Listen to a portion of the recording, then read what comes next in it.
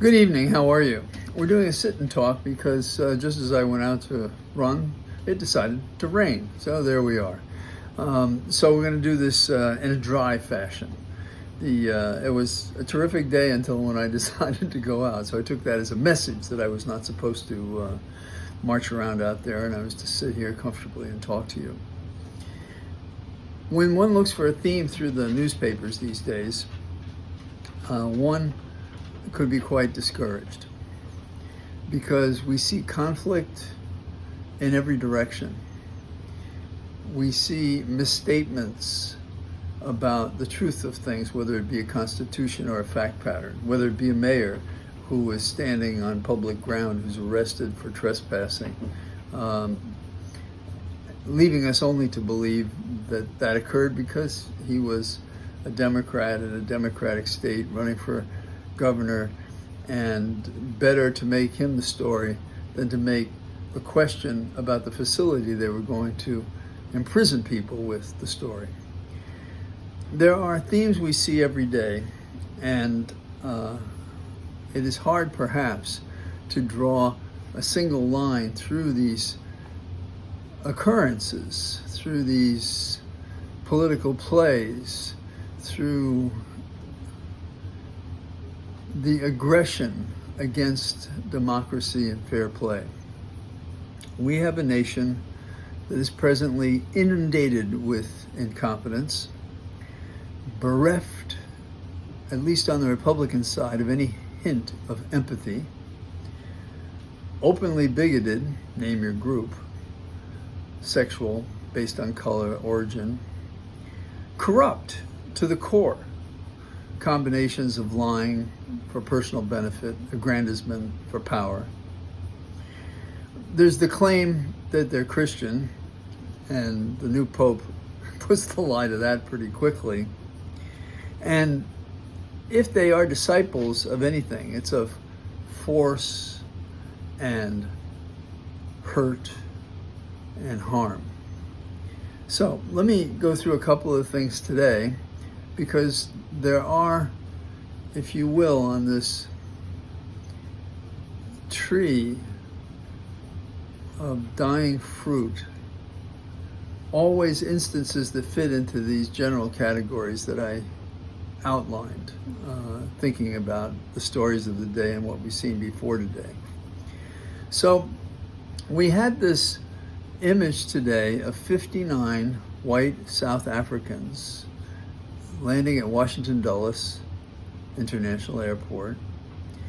And the reason they're here as refugees is that they've allegedly been discriminated and racially based suffered violence. Now, the claim is that this group of 59 is a group consisting of those who ruled South Africa during apartheid. I don't know if that's true. And in fact, the first day's, quote, facts or narrative by the government is almost never accurate or true. What can we say about this act? Well, in the context of turning away Latin Americans, Latinos, etc., because they're Spanish, they're from Mexico, they're not white. And now we choose this contrast by this choice, and I'll explain why I think this choice is made in bad faith. 59 white South Africans. What's that a statement about? Is that now a statement about if you're a person of color, if you're black? And that's what we want you to focus on? Does it play into the statement by Trump at one point about there are all these wonderful states out there with white people who could come here? Again, I'm paraphrasing. You can look it up, but that's a fair restatement of Trump's position. And then we have so many data points for his discrimination against others. Now, the interesting thing about the refugees is why they were chosen. Now, I've stated one reason. Mine is the cynical reason. Mine is questioning the honesty and good faith of anyone who would bring these people here, and is any of it real? There are problems in South Africa, so we can't brush those aside. What does America say? America said these refugees could be assimilated easily into our country. See? So what are they saying? White refugees could be assimilated. Migrants from other places are not refugees and can't be. We choose the whites from South Africa, and we implicitly or expressly are saying that the blacks are responsible for them being uncomfortable there. And that fits the Trump profile. It really does.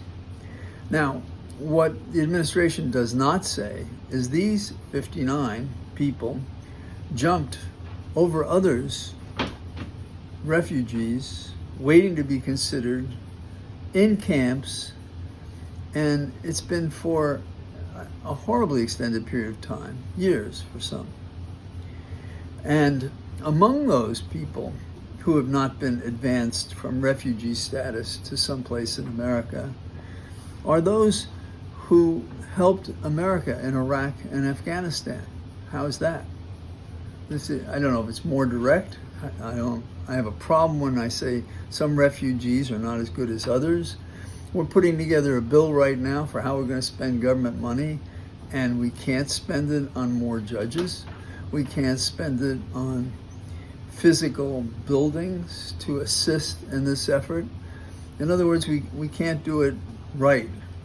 I worked with very closely with an executive assistant years ago, and we talked about how we organize cases for presentation and so forth.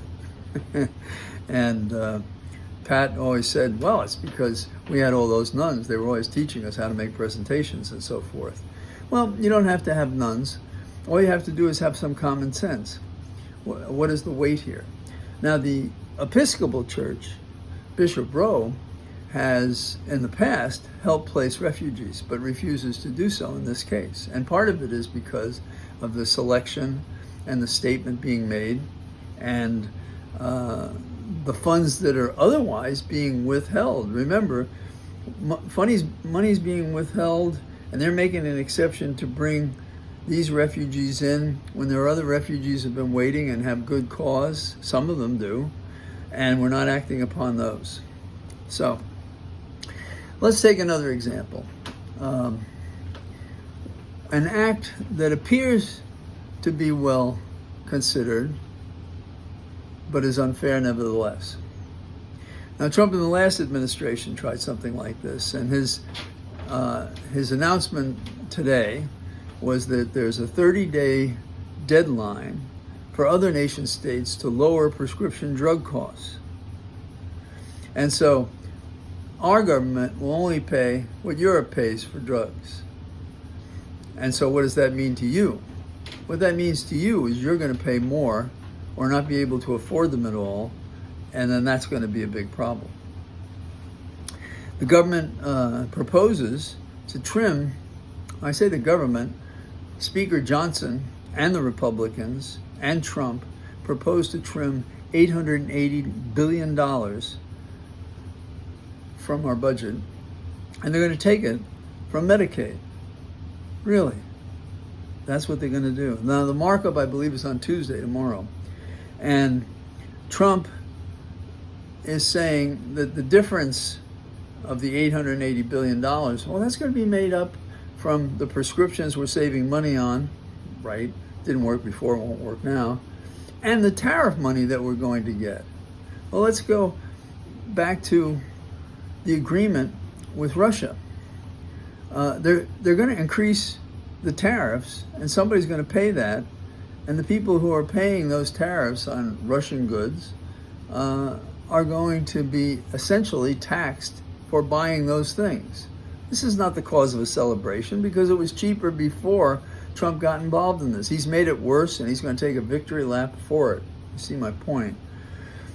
What could be a coherent objective to this? To amass money for things other than what makes sense as the American agenda as a republic, with we the people in the Constitution concerned about how we administer our government. And Trump and his corrupt minions, they do not want that result, so they do what they do. Now, on Medicaid, as an aspect of what we're going to spend funds on, Republicans think they're really smart by saying that, well, you can get Medicaid, but you have to work. Why are they on Medicaid in the first place? Because they can't work, they can't earn funds. And so what happens to these people if they say, I'm eligible for Medicaid, but I can't work? And the answer is, okay, so you don't get Medicaid. And that's one way to diminish the number of people who have the benefits of Medicaid. What else? They also hope, in the current version, as I understand it, I haven't read it, the current version also says that if you don't qualify for Medicaid because you can't, refuse, or won't work, then you can't be protected under the Affordable Care Act. You're ineligible. So these people just fall out of the system. Now, what exactly does that mean as a policy for America? And I go on the Medicaid a little bit because it emphasizes some of the things I talked at the beginning: incompetence, lack of empathy, bigoted, corrupt, claiming to be Christian and being nothing of the sort. There was a 2017 study that showed for every 239 to 316 adults added to coverage, one life was saved. So, if we add those who are in need, and we've identified them and we can, we will avoid 15,400 deaths. So we have a demonstration that the Republican notion of empathy is it's okay if 15,400 die when we put in these new rules about Medicaid. And maybe that's not so different from people that exalt the Second Amendment over our children, or over innocents, or over women. The notion that these people are Americans holds us up to shame that we're not doing anything about them. We're not getting rid of them. Now, there's all this effort, supposedly, to take this money and save it for good things, right? But it's okay for Trump to look at a $400 million plane from Qatar for himself. It's okay for Trump to spend, of our taxpayer money, tens of millions of dollars for a parade. Pretty ridiculous, don't you think? Bad government. Also, if Trump is taking huge gifts, emoluments from another nation, it's unconstitutional. Now, we've been over this before, and I know you're impatient, as am I, that everybody talks about these wrongs, and then they don't act about it. They don't do things. They don't vote for it. You know, looking at the funds that the government's prepared to spend, Johnson does not have strong control in the House as the Speaker. He can only lose 3 votes, and then he loses any vote. So every Democrat has to get up there and vote the right way. And we should be talking to Republicans harshly in those districts that will be hurt the most if they cut the funds for Medicaid. The feeling I have about some of the programs by Trump and company, especially in these days when we're talking dollars and cents and who gets what and so on, it's the notion of eat cake, let them eat cake. Now, we're not talking about a guillotine, but what they're saying is, just this is what you're getting. Shut up and sit in the corner. We're going to tell you the number of dolls your kids can have. We're going to tell you that you're just going to have to spend more for strollers for your kids, and so on and so forth. And then the food that you want, well, you're not going to get that. And these other services that you normally get from China, you're not going to get those. And you might get some of them, but you're going to have to pay more for it because we've agreed to a tariff of 30% or whatever it is. And Russia's agreed to a 10% tariff. And so what we've done is we've taken an economy that did serve the people, and now it's a means of taking money and moving it to where Trump wants it, for a parade, perhaps. He doesn't have to pay for the plane, but he can't accept it either constitutionally. What do you think he'll do? He'll take the low road, because that's what he does, and he'll get away with it, you know? He's about to take off on an extravaganza around the world, and he's going to appear to make magic happen, or at least that's what he's going to say is happening. And then at the same time, the better journalists will be telling us why this isn't true. So, you know, read The Guardian, read BBC, mix it in with newspapers here, use your noggin to see what they're really doing, and then shout and scream about it. And I'm not joking. You should say to everybody, when is Trump going to leave? When is Trump going to leave? When is Führerfelon Trump going to leave? We've had enough of him. It's time he went. And it's time his vice president went. And it's time the speaker went. And unless we start talking in plain, understandable language, we are going to lose this fight. That's what I have to say. As I said at the beginning, they claim they're Christian when they're really disciples of force and hurt and harm. And that's where we are right now. So tomorrow, I don't think it's going to rain, so I'll be out to talk to you. And this week, by the way, is my birthday week. I think I've told you I'm 35, give or take a few years. Maybe give a few years. All the best. Bye-bye.